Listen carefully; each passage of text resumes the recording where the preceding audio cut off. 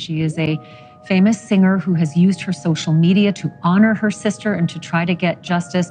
There is a killer out there, and not just a killer, there is a brutal murderer out there. A couple of months ago, we covered the strange deaths of two models in LA, which had people wondering if there might be a serial killer on the loose hunting down beautiful black women. Now, mainly because they had been found just days and miles apart and worked in the same field, and the police had more or less left both families in the dark. But I also want to know if you're only just learning these details. Had police never shared this information with you before?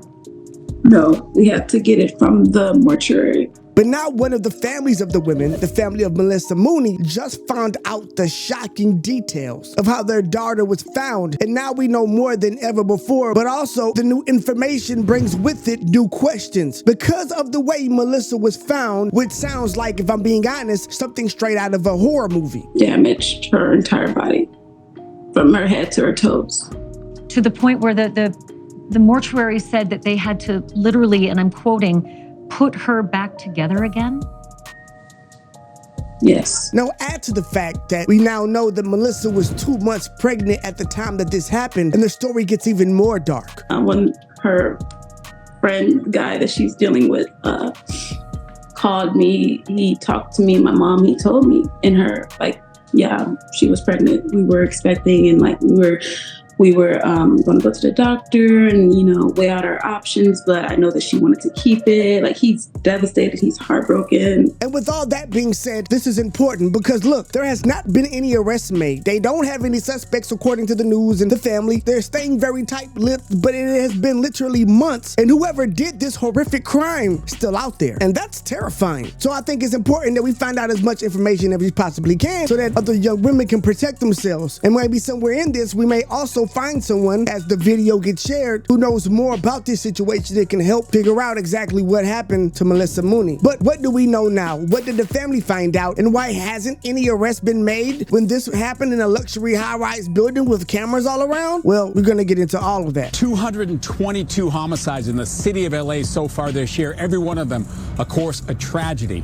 Now, a family of this young woman seeking answers as to what happened on the 5th floor of this apartment building. But first, I am Joe Stone, and this is the Church of Joe Stone podcast, where we find the most shocking and provocative stories in the culture and take them to church. You see, Maleesa Mooney was a 31-year-old aspiring model and real estate agent who had her whole life ahead of her. She had just gotten a new job at a firm in Beverly Hills and moved to a brand new luxury apartment. But tragically, she was found murdered inside that same apartment on September 12th when her family conducted a welfare check after she stopped responding to messages. Now, from the beginning, investigators ruled her death a homicide. However, when she was first discovered, her exact cause of death had not been determined. But a new autopsy report revealed just how brutally she was attacked. But what does it say? Well, the report states that Maleesa's wrists and ankles were bound together and tied behind her back using electrical cords and clothing items. She was also gagged with a piece of clothing in her mouth and had visible injuries to her head, torso, and arms. According to the medical examiner, the injuries observed in the autopsy would not be considered life-threatening on their own, but they suggest that she was likely involved in a violent altercation before she was unalived. Now, there was also evidence to suggest that Maleesa may have been strangled and her body was discovered wedged inside her refrigerator, which is a clear sign of foul play because you don't just slip, tie yourself up, beat yourself up, and then roll into your refrigerator. And yes, like we stated before, she happened to even be 2 months pregnant at the time of all of this. Now, the toxicology report revealed that Maleesa had cocaine and alcohol in her system. Now, although it is unclear how that played a role in her death, it sounds very strange that a woman who was happy to be pregnant and was planning on keeping the baby with her boyfriend would be doing hard drugs and drinking like that, which also throws another strange twist to this entire story. But with all that evidence, the medical examiner was able to determine that her death was likely a result of actions of another person, not anything that she had ingested. But again, it seems like they're still in the dark because according to the report, they were unable to determine exactly how she passed without knowing the circumstances circumstances or the sequence of events that occurred that led up to her being in the refrigerator. So in a vague way, her death is listed as homicidal violence. Now, of course, if you lived in this apartment building or in this neighborhood, and you would be alarmed to find this out, and that's exactly what happened. The news of Maleesa's death sparked a wave of fear among residents in the area, as 2 days prior, another woman was also discovered who also passed in downtown LA, and we covered that before. Now, if you remember, 32-year-old Nicole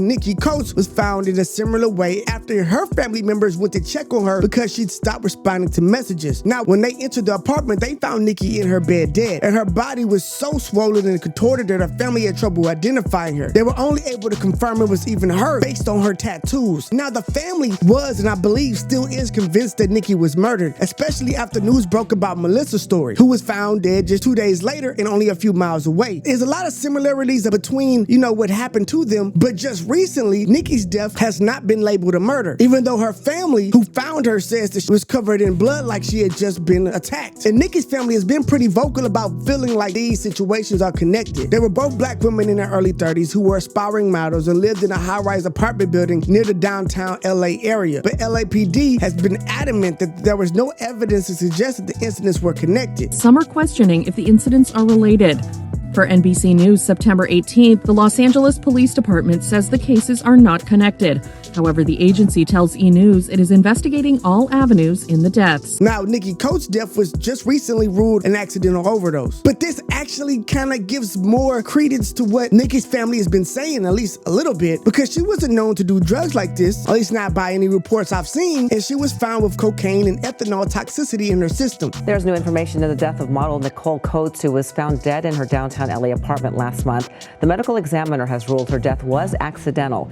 The report said a combination of cocaine and alcohol was the main cause of death back on September 10th. Police have also said there was no evidence to suggest that Coats' death and the death of model Maleesa Mooney on September 12th were related in any way. Meaning that she was found with this in her system, just like Maleesa, who was pregnant and probably wouldn't have been doing that if she was excited about having her baby, right? So with that being said, Nicole Coats' death is being ruled as an accident and is not being investigated as a homicide, but the case status remains open. Nikki's family told the LA Times that they're angry that the police ruled out foul play because they saw the body and do not believe that makes any sense. And it gets even crazier when she brings up the fact that her mother said that the medical examiner told them she'd been dead for 3 to 5 days when they found her, which is why her body was so swollen. Yet the mother claims she had seen Nikki just 2 days before they discovered her, meaning that again, something doesn't add up here. If she had just seen Nikki 2 days before, then it means that it wasn't 3 to 5 days worth of swelling that she saw. It was 1 day. And again, this is the reason why Nikki's family believes that there was foul play involved, and like the police aren't doing their job to the best of their ability, at least according to them. So yes, there's still a lot of unanswered questions about both cases, but even if the deaths aren't related, Maleesa Mooney's killer is still out there, and it's unclear whether she knew the assailant or was the victim of a random attack, as police has not released any information on potential suspects, and again, it's been months. Now, neighbors told investigators that Maleesa returned to her apartment with friends the night before she died. The friends left the apartment later that evening, but Maleesa was never seen alive again. Her computer and phone are also missing, suggesting either a robbery or an attempt to destroy evidence. And after her death, her sister told the news that she felt like Maleesa was hanging with the wrong crowd who didn't understand her worth, although she didn't go into detail on what she meant. But we also know that her sister's been giving the police every piece of evidence that they could possibly ask for, to the point where she said that they actually told her to stop giving them stuff. So I'm sure if they had anything to do with it, we know by now. But whatever happened, Maleesa's death was clearly a senseless tragedy. Her family is still seeking answers and claims the police have not given them any information on possible suspects or leads in the case. Have the police shared any information about the nature of this killing and what it might say about the killer? Have they asked you for any help in terms of getting them leads to who might have done this? I'm doing my own investigation at this point. I'm giving them everything that I know, to the point that they're like, just back off, and they're not even answering, They called my mom today, but still, again, nothing.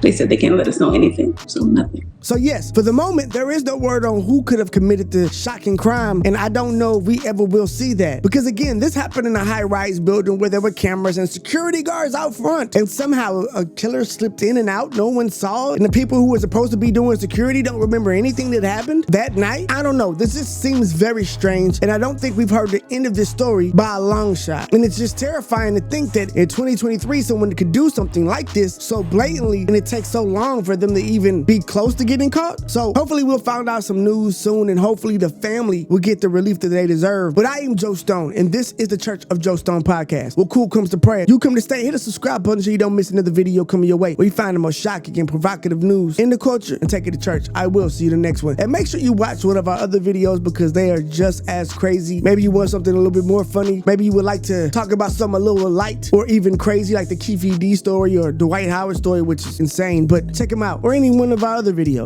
I am Joe Stone, and I will see you in the next one.